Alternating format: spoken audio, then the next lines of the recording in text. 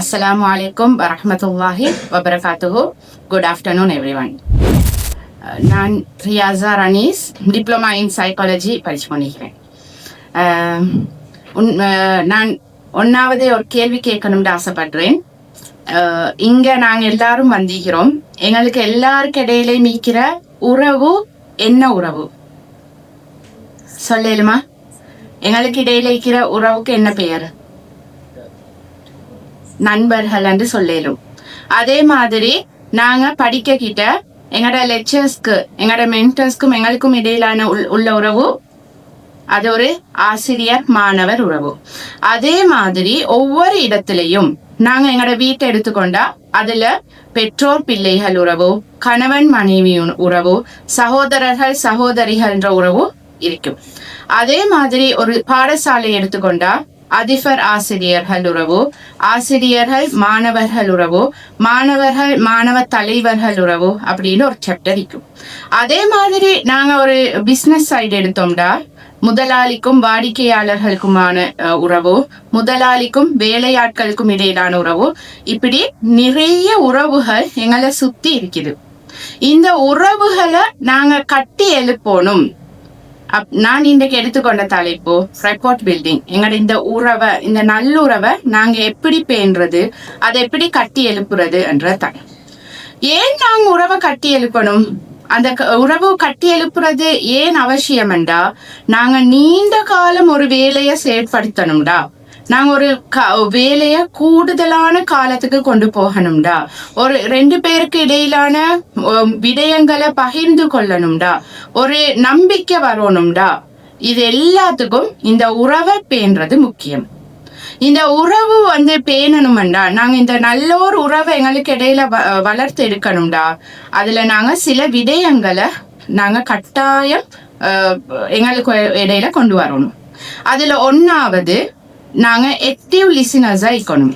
நாங்க ஒரு விடயம் பேசப்படக்கிட்ட நாங்க அதை கிரகிக்க கூடியவங்களா, ஃபர்ஸ்டுக்கு சொன்ன விடயத்துக்கு போறோம், கடைசியில திருப்பி ஃபர்ஸ்ட்ல சொன்ன விடயத்தையே கேட்க கூடியவங்களா இல்லாம எந்த நேரமும் ஆக்டிவ் லிசனிங்கா, அவங்க என்ன சொல்றாங்க ஆரம்பத்துல இருந்து முடியும் வரைக்கும் அவங்க என்ன சொல்றாங்க என்ற விஷயத்துல நாங்க கவனம் செலுத்தணும். அடுத்ததாக நாங்க பாடி லாங்குவேஜ், எங்களோட body language and face expression, எங்களோட முக பாவனைகளும் அதுல நிறைய தாக்கத்தை செலுத்தும். இப்ப நாங்க கவுன்சிலர்ஸா, நாங்க ஒரு ட்ரெயினர்ஸா, ஒரு சிகிச்சை அளிக்கக்கூடிய ஒரு ஆளா இருக்கும் பொழுது இது வார கிளையண்ட்டுக்கு இது முக்கியமான ஒரு தேவை.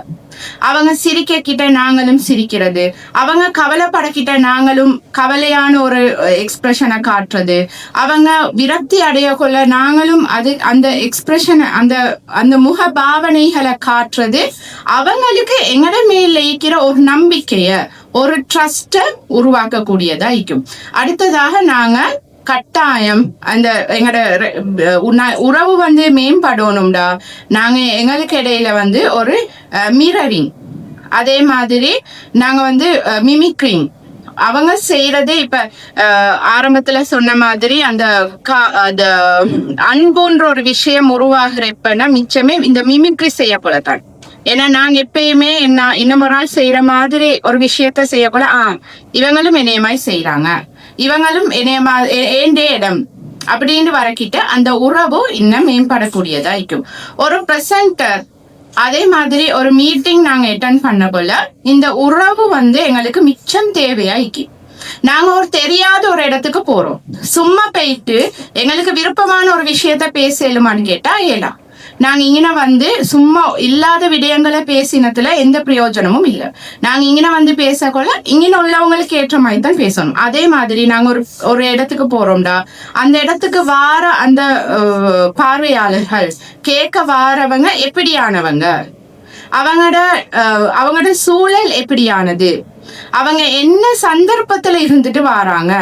இப்ப வெள்ள காலத்துல நாங்க நிறைய ஃபீல்ட் ஒர்க் போனோம். அந்த நேரத்துல அங்கின போயிட்டு சம்பந்தமே இல்லாத ஒரு விஷயத்த போற பத்தி இப்ப நடந்து கொண்டிருக்கிற வேற பிரச்சனைகளை பத்தி பேசினா ஏதாவது பிரயோசனம் ஈக்குமா?